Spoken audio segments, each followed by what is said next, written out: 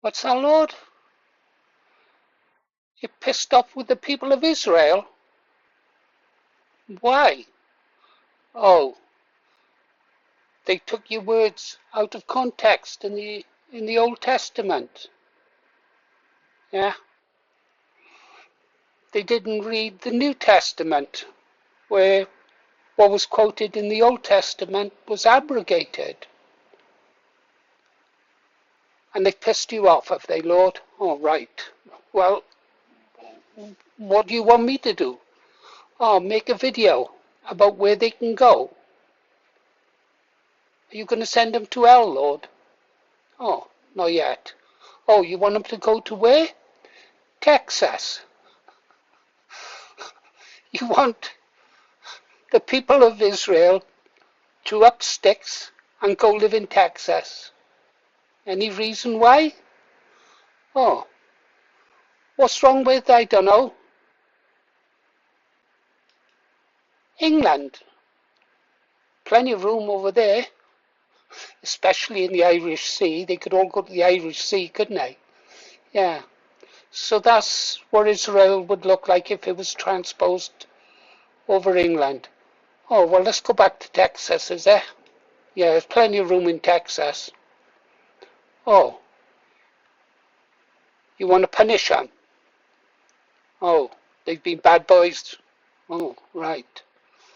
Well, where else can they go then? What about, oh, California? You really want to punish them then, Lord? You want them to go to California? I mean, Texas, you could put Israel in there 31 times, California 19 times, and they'd be happy there, wouldn't they? There's lots of perverts and perversions and weirdos in California.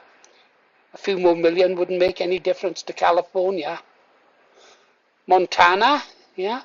Arizona, what have Arizona done to deserve them? Nothing. Oh, New York State. Now there's the place. That's the capital, isn't it? You've got New York City there. That'd be good. Florida, keep them out of Florida. Nice people in Florida. Yeah.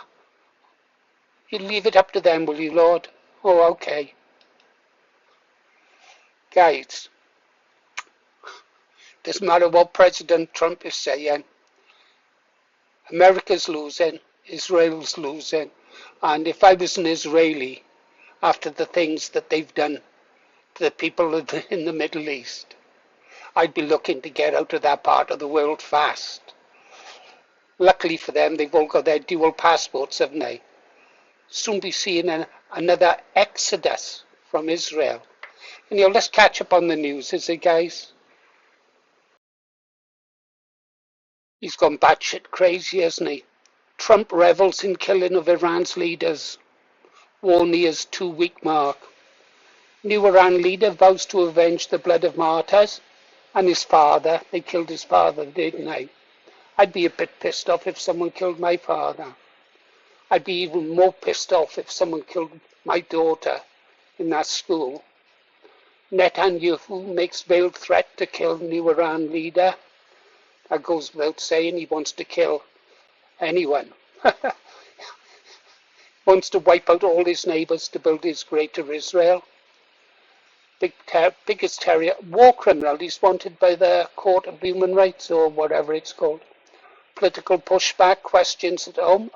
Average Americans don't want to see their soldiers coming home in body bags. They've already started to come back. I think those coffins look really pretty draped in the American flag, don't they? I bet the bodies don't look inside those caskets don't look so pretty though. Israel targets Lebanon, hundreds dead. Yeah, they've also said that they're going to be annexing some of Lebanese land, yeah, in their land grab. I don't think they're going to have much luck this time around. They might have stolen most of the West Bank and the Gaza Strip and driven the Palestinians out of the Gaza city. And they might have taken the Golan Heights from Syria. But I think those lands will be going back to their original owners. What has Trump said? He's totally destroying the terrorist regime of Iran. Who's the terrorists? Who's blowing up school children? Huh? Who's levelling cities? Who's carrying out genocide? Yeah, it's not Iran. He's right. Unparalleled firepower, unlimited ammunition, plenty of time. Watch what happens to these scumbags today. Diplomacy, a dying art. They've been killing people all over the world for 47 years. And who's been practicing genocide since 1948? Israel. Supreme Leader, Iran. I assure everyone that we will not neglect avenging the blood of your martyrs, said the hardline cleric who replaced his father after he was killed in Israel's initial strikes. Comments read out by a television presenter. Apparently he's been wounded. Israel says it struck 200 targets in Iran in the past days. Let's move on, is it? I thought this was quite funny. So, the Don, the deranged Don. I used to think he was the bee's knees. I believed him when he said no more foreign wars. We'll be bringing our troops home, yeah. American troops still in north, south, eastern Syria, occupying Syrian oil fields, stealing their oil. And yet America is the biggest oil producer in the world. Some people just can't get enough, can they? Trump suggests high oil prices are a positive after bragging about low gas prices last month. Since starting a war with Iran caused oil and gasoline prices to spike, President Donald Trump has pivoted from a focus on keeping energy prices low to painting oil prices as a positive. What a U-turn. About face comes as Trump's team has struggled to offer a clear plan for opening up the critical Strait of Hormuz. They can't do it. They can't open it. Yeah. The deep water channel for the tankers to go through is so close to the Iranian shore that they could throw rocks at the tankers. United States, largest oil producer in the world, said that last month, the State of the Union address, Trump had bragged about gas prices at $2.30 a gallon, a figure that has soared more than 50% to a national average of $3.60 a gallon. The flip-flop shows Trump's political interests at almost sudden odds with his desire to flex American muscles on the global stage. Oh dear, Donald, what have you done? I know. I tell you what you can do. You could do this. You could lift sanctions on Russian oil at sea as Iran war sees global prices surge. Yeah, 30-day waiver on Russian oil. Surprise, surprise. Don't forget, guys, Nord Stream 2, was it Nord Stream 2 that they blew up, depriving Europe of cheap energy so that they could fuel their manufacturing outlets, their factories, and steel production, stuff like that, at cheap prices. They were forced to buy liquid petroleum gas imported from America at massive prices. Yeah. I tell you what, the world is going to want payback eventually. Sad. Anyhow, let's have a look at this now. Because President Trump he's really hammering the Iranians, and of course, if you listen to Trump, the war is over. I think the Iranians have got something to say about it. This was posted 4 hours ago from a reliable source. For hours, Israel faced overlapping missile and rocket fire from more than one axis, with alerts and impacts stretching from the north to the center and south. The IRGC cast this as the 40th wave of Operation True Promise 4 and said it was designed to maintain sustained fire targeting more than 50 sites across Israeli territory. Haifa, Tel Aviv, Beersheba, 3 cities named, 3 sectors of the defense grid under pressure at the same time. Iran cast the wave as a joint operation with Hezbollah from the opening salvo to the last, a claim Israel has not independently confirmed. The IRGC said the wave used Qadr, Imad, Khaybar Sheikhan, and Fatah missiles, though that weapon mix has not been independently verified. If accurate, it would represent 4 different missile families, each with different range profiles and interception challenges. The variety would not be random, firing different missile types in the same wave forces Israel's defense systems to classify, track, and engage multiple threat profiles simultaneously. Each missile type requires a different interception solution. Mixing them is how you stress a layered defense architecture beyond its design parameters. Arrow engages one type. David's sling engages another. Iron Dome handles a third. When all 3 are firing at different missile profiles arriving from different angles at different altitudes, the system is no longer operating in sequence. It is operating at capacity. Hezbollah matched the scale. The group launched roughly 200 rockets and drones over several hours, mainly at northern Israel, but with some long-range fire also triggering alerts deeper inside the country. Hundreds of Hezbollah rockets and drones arrived in the same broader window as Iranian missile fire, in what Tehran described as an integrated operation. The combined volume turns the barrage from a military problem into a mathematical one. Every interceptor that engages a Hezbollah rocket is one not available for an Iranian ballistic missile. Every radar tracking incoming fire from Lebanon is one not watching the eastern horizon. The joint operation did not just double the threat, it multiplied the complexity. If the timing was as overlapping as Iran claims, Hezbollah rockets and Iranian ballistic missiles would have been arriving in the same window, forcing Israel to run its northern and central defense sectors at full capacity at once. That is the operational meaning Tehran attaches to the word joint. The rocket fire triggered mass sirens across Israel. Thousands rushed to bomb shelters as civil defense systems responded. The IDF urged residents in northern communities to remain inside shelters until further guidance. Oh, you've caused me some grief, Ribeye Rob. I was in full flow until I tried to put your segment in that you requested. Anyhow, let's try this one. Gonna shoot from the hip. Make it quick now. You'll have to read it, guys. Iran will not stop its attacks until Trump is sorry, Bones Ali, something or other. War cannot be won with tweets and stuff like that. Iran's senior security figure delivered sharp warning to US President Donald Trump, accused Trump of making a serious strategic mistake by initiating war with Iran. I think Trump and America has learned that already, and so has Israel. Tehran to continue military actions until the US leadership acknowledges the consequences of its decision. Trump's public statements about the conflict arguing that wars cannot be resolved through rhetoric or social media posts. Yeah, I like this. Concluded his message with the hashtag Trump must pay.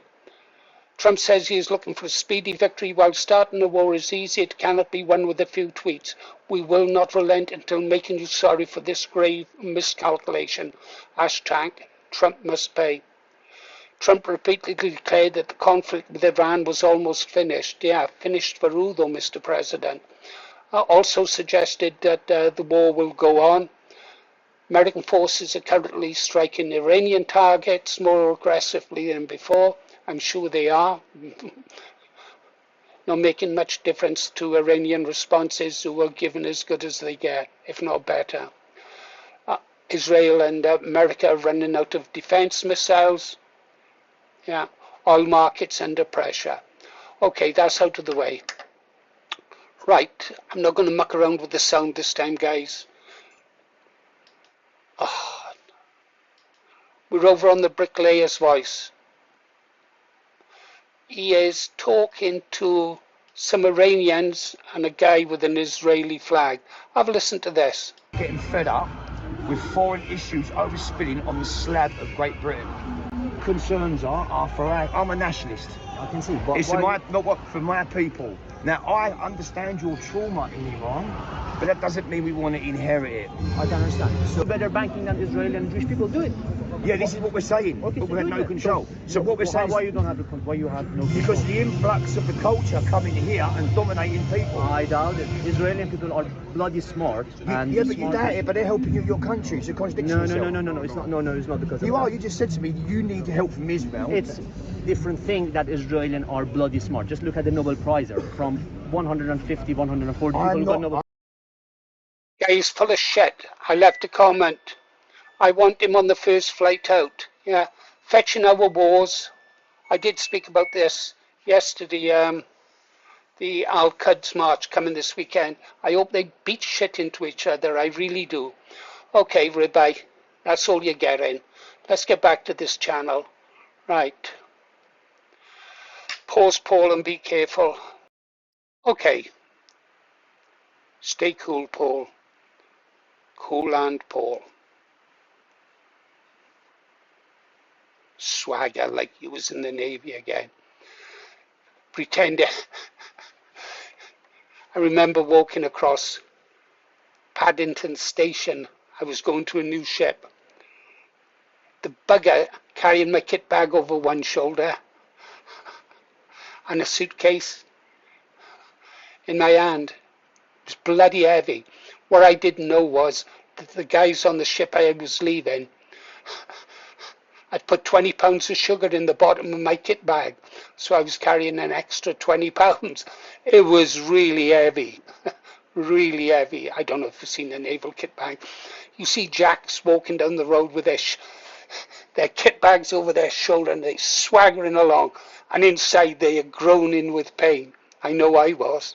Anyhow, different story.